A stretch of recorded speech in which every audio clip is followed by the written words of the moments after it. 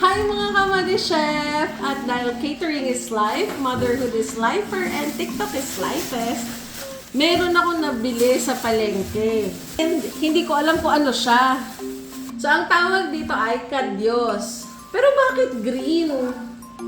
Yan o.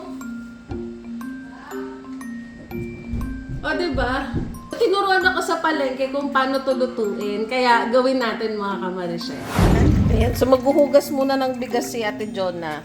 Kasi kailangan daw yung unang hugas daw ng bigas. Diyan daw yan pakukuluan. Bawang lang daw, lalagyan daw bawang lang. Oh.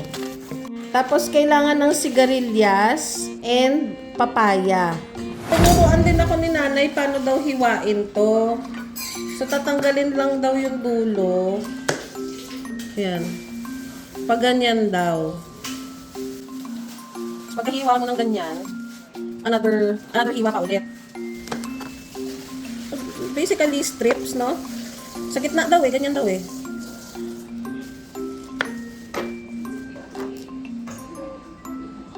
Ayan. So, ganyan itsura niya. Ito naman yung papaya.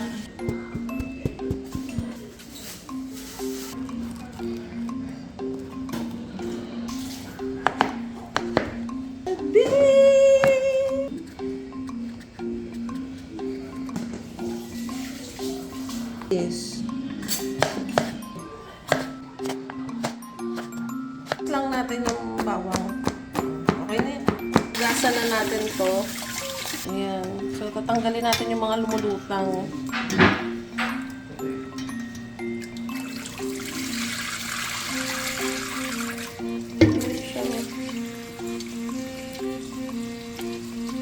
Hindi siya sitaw eh. It looks like a snow pea.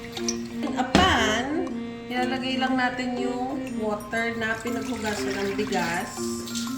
Kukulo na, ilalagay na natin yung kadyos.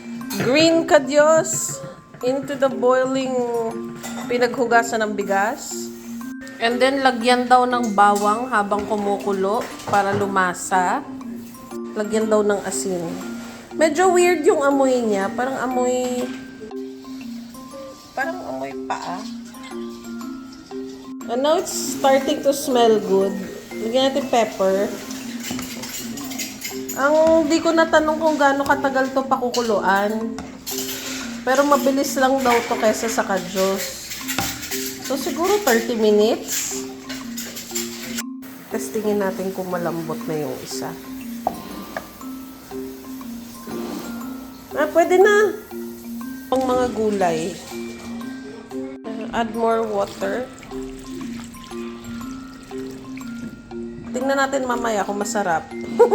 Lagyan natin ng magic sarap. Titikman na natin kung ano lasa niya. Okay.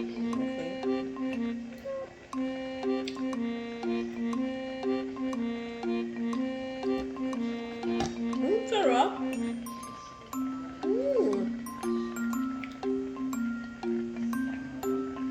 Hindi siya lasang beans. Hindi rin siya lasang munggo. Lasa ng buto ng langka na nilaga. Looks good.